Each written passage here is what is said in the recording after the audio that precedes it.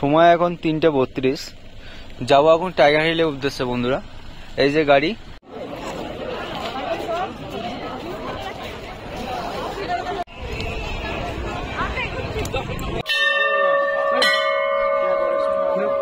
দার্জিলিং এর snowfall. Hello friends, welcome back to our channel Sourav and রাখি blog. আমি রাখি তোমাদের সাথে একটা নতুন পর্বের সাথে হাজির হয়েছি আজকে। কোনো রকমের হোটেলে ফিরে দার্জিলিং এর সন্ধ্যেবেলাটা একটু ম্যাল রোডে কাটিয়ে রাত্রেবেলা ডিনার সেরে নিয়েছিলাম চটপট। কারণ সকাল সকাল মানে ভোর ভোর উঠে টাইগার হিলের উদ্দেশ্যে বেরোতে হবে। রাত্রেবেলা গরম গরম ভাপ ওঠা ভাত, মাছের ঝোল, তরকারি দিয়ে ডিনার সেরে নিয়েছিলাম। ডিনার, লাঞ্চ, ব্রেকফাস্ট সবকিছুই কিন্তু প্যাকেজের মধ্যে ইনক্লুড ছিল। আমি একটা অন্য ভিডিওর মাধ্যমে জানিয়ে দেবো তোমাদের। তারপর চটপট শুয়ে পড়েছিলাম রাত্রেবেলায়। সময় এখন 3:32। যাবো এখন টাইগার হিলের উদ্দেশ্যে বন্ধুরা। এই যে গাড়ি স্টার্ট করে দিয়েছে, তো গাড়িতে করে যাই। তারপর পরবর্তী গন্তব্যে গিয়ে তোমাদেরকে আরো কিছু দেখাবো। ঘড়ির কাঁটা এখন 4:07। চলে এসছি এখন টাইগার হিলের কাছে। এই যাচ্ছি আমরা। রুম থেকে তো অনেকক্ষণ আগেই বেরিয়েছিলাম।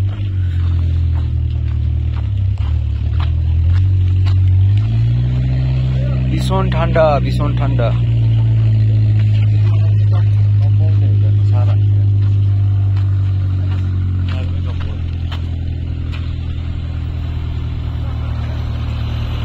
এই যে একে একে গাড়ি সব আসছে। এই যে ভীষণ ঠান্ডা, ভীষণ ঠান্ডা বন্ধুরা। প্রায় ৬৭০০ ফিট ওপরে উঁচুতে অবস্থিত আমাদের পাহাড়ের রানী দার্জিলিং, আর তার চেয়েও উঁচুতে মানে প্রায় ৮৫০০ ফুট ওপরে অবস্থিত এই টাইগার হিল। আর এখান থেকে মানুষ সানরাইজ দেখার জন্য তো পাগল। মানে দার্জিলিং গিয়েছে আর সানরাইজ দেখবে না, সেটা তো কখনো হতেই পারে না। তাই আমরাও ভোর ভোর মানে প্রায় ৩:৩০টার দিকে উঠে চলে গিয়েছিলাম টাইগার হিলের উদ্দেশ্যে।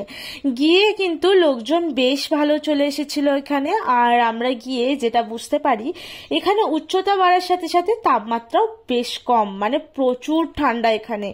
শীতকালে তো মাইনাসের দিকে নেমে যায়, গ্রীষ্মকালেও ২-৩-এর কাছাকাছি ঘোরাফেরা করে এখানকার তাপমাত্রা। তাই বেশ ঝুঁকি নিয়ে আর কয়েকটা সতর্কতা অবলম্বন করে এখানে কিন্তু সাহস করে একবার এসেই পড়বেন। এখানে সাহস নিয়ে আসার পর ভোরের যে দৃশ্য, সেটা কিন্তু মন মাতিয়ে দেবে আপনার। ভোরে সানরাইজের সাথে সাথে আলোর ফোটার সাথে সাথে 360 ভিউ এখানকার কাঞ্চনজঙ্ঘার গায়ে যে সানরাইজের আলোটা পড়ে, সেই রেড কালারের আলোর আভা কিন্তু দারুণ লাগবে আপনাদের। ক্যামেরা বন্দি সেরকম ভাবে না করতে পারলেও চোখ বন্দি হয়ে যাবে সারা জীবনের মতন। মোটামুটি 4টের দিকে কিন্তু আলো ফোটা শুরু হয়ে গিয়েছিল।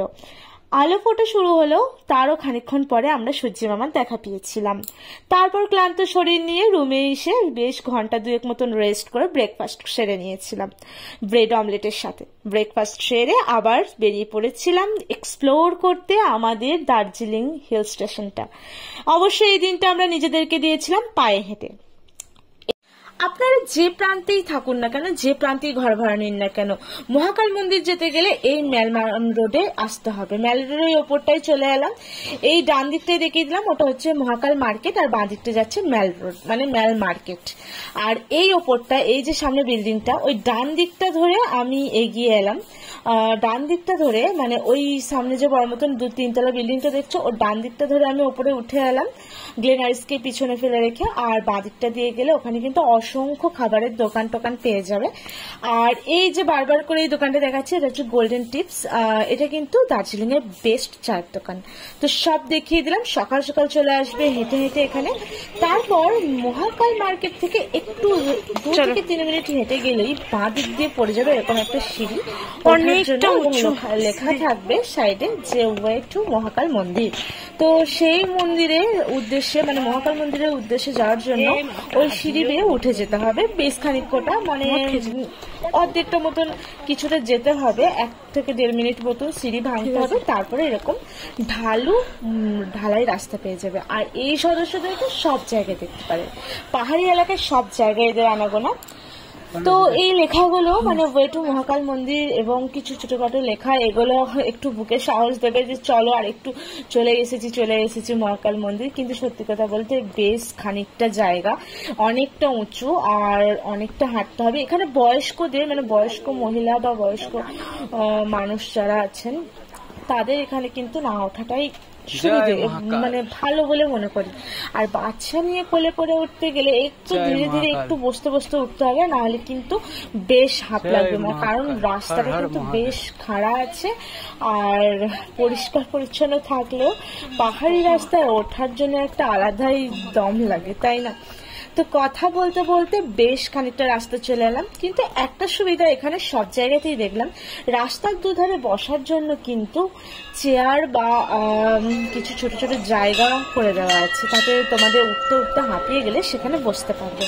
তো অর্ধেকটা মতন রাস্তা উঠে চলে এসেছি এবং অর্ধেকটা রাস্তা যখন চলে এসেছি ওখানে এরকম একটা জায়গা আছে যেখানে আমাদের জুতো টুতো খুলতে হলো, অবশ্যই ফ্রি অফ কস্ট। আমাদের পশ্চিমবাংলার যে নিচে সমতল সেখানকার মতো নয় 2 টাকা 5 টাকা 10 টাকা দিয়ে জুতো খোলো তারপর যাও, সেরকম কোনো ব্যাপার নেই। এখানে সমস্তটা ফ্রিতে, আরো অনেক কিছু ব্যাপার আছে এখানে ফ্রিতে, আমি পরে তোমাদের বলছি।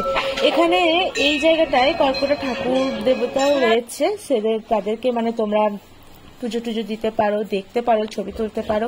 আর এখানে 2-4টে খাবারের দোকানও রয়েছে, মানে খাবারের দোকান বলতে দেবীকে এখানে বা মহাদেবের চরণে দেওয়ার জন্য খাবার প্রসাদের দোকান, মানে ডালির দোকান রয়েছে যেখান থেকে তোমরা কিনতে পারো, কপালে কাপড়ের মতন যেগুলো লাগায় সেই জিনিসগুলো নিতে পারো। আর এখানে কিন্তু ভোগও দিচ্ছিল, ফ্রিতে ভোগ দিচ্ছিল। তো আমরা নিইনি কারণ আমরা ব্রেকফাস্ট করেই বেরিয়েছিলাম, আর পুজোও দিইনি কারণ আমরা সকালে ডিম খেয়ে ফেলেছিলাম ভুল করে, তো এই পুজোটাও দিইনি। তো এখানের এই মন্দিরগুলো, ছোটখাটো মন্দিরগুলো এবং ঠাকুর দেবদেবীর মূর্তিগুলো দেখে নিয়ে আমরা জুতোটা রেখে দিয়ে আবার ওপরের দিকে হাঁটা দিলাম। ওপরটা কিন্তু এখান থেকে ওই 2 মিনিট মতন হাঁটলেই হয়ে যাবে, কিন্তু পুরোটাই ওই খাড়া রাস্তা। আর এত দূর যখন চলে এসেছেন ধরে নেবেন আপনি মহাকাল মন্দির অলরেডি ঢুকে পড়েছেন। এবার মেন মন্দিরটা তাহলে আপনাদের দেখিয়ে দিয়ে একবার।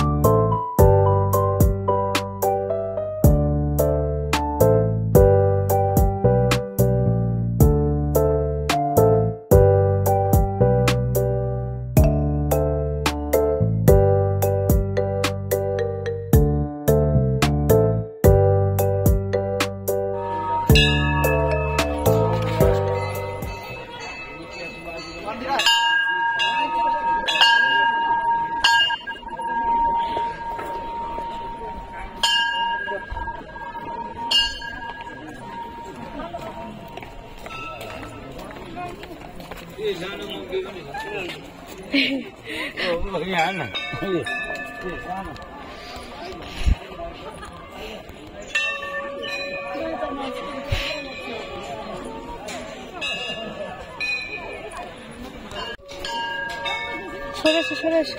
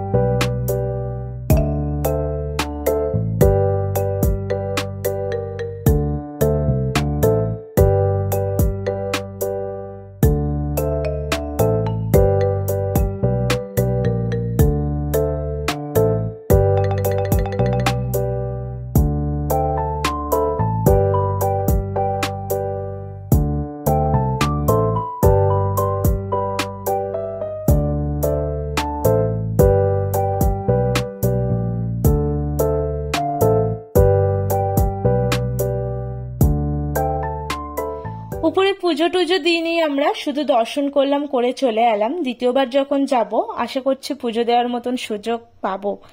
তো শরীর ভীষণ খারাপ করছিল বোনের, সেজন্য তাড়াতাড়ি চলে এসেছিলাম নিচে। আর উপরে কিন্তু সবকিছুই মানে প্রদীপ টদীপ অনেক কিছু জিনিস রাখা আছে, ধূপ রাখা আছে, যেগুলো তোমরা বিনামূল্যে ওখান থেকে নিয়ে ঠাকুরকে দেখিয়ে আবার ওই স্থানেই রেখে দিতে পারবে।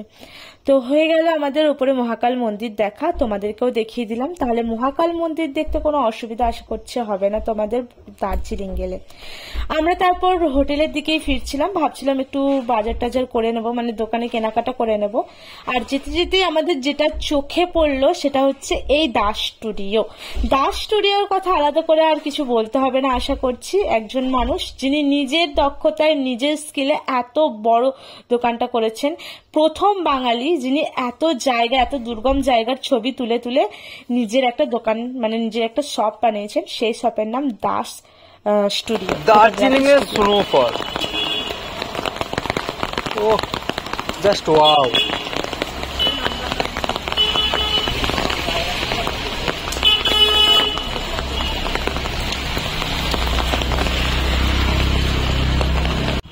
গ্লেন আইসের সামনে ফটো তুলবো ভেবে তো সেটাই গেল জলে ধুয়ে, মানে বৃষ্টি পড়তে লেগে গেল। তার আগে আবার দু এক ফোঁটা স্নোফলসও হচ্ছিল। অ্যাকচুয়ালি স্নোফলস এই কারণেই বলছি, আমাদের দিকে যখন বরফ মানে পাথর পড়ে, যেটাকে বরফ পড়া বলি, সেই পাথর পড়াটা কিন্তু এখানেও সেরকমই সেম পাথর পড়ছে, কিন্তু এটা যেমন ফ্রিজে থাকে না, ফ্রিজের চারিধারে জমে যায়, ঠিক সেরকম টাইপের স্নো টাইপের পাথরটা পড়ছিল। আর এখানে আমরা স্নোফলসের আনন্দটাও উপভোগ করতে পারলাম, দারুণ লাগছিল। তারপর আবার কি, তারপর এই হচ্ছে রাত্রেবেলার দৃশ্য, মানে এটা হচ্ছে ওয়াচ টাওয়ার। ওয়াচ টাওয়ারটা ঠিক রাত্রেবেলায় লাইট জ্বললে এতটাই সুন্দর লাগে। সন্ধ্যেবেলায় মেনলি বেরোনো আমাদের দার্জিলিংয়ের আশেপাশে যে স্ট্রিট ফুডগুলো আছে সেগুলো এক্সপ্লোর করার জন্য। স্ট্রিট ফুড এক্সপ্লোর করার জন্য একান্তই অনুরোধ রইল, এখানকার মোমো, এখানকার হাতের তৈরি চাউমিন মানে ভেজ চাউমিন বা চিকেন চাউমিন, এখানকার রোল দারুণ খেতে, দারুণ। আর এখানকার এই গরম গরম ভাপটা, এত বৃষ্টি ঠান্ডার মাঝে এই ভুট্টা, এটাও দারুণ লাগে 30 টাকার বিনিময়ে। আর তোমরা যখন এতদূর দেখিয়ে ফেলেছো, আবারও একবার অনুরোধ করছি ভিডিওটিকে লাইক করে আমার চ্যানেলটাকে সাবস্ক্রাইব করে দিও। তোমাদের সাহায্য ছাড়া এগিয়ে যাওয়া তো অবশ্যই অসম্ভব। আমার পরবর্তী ভিডিওটা দেখার জন্য মানে পরবর্তী পর্বের জন্য তোমাদেরকে ওয়েট করার জন্য অনুরোধ রইল।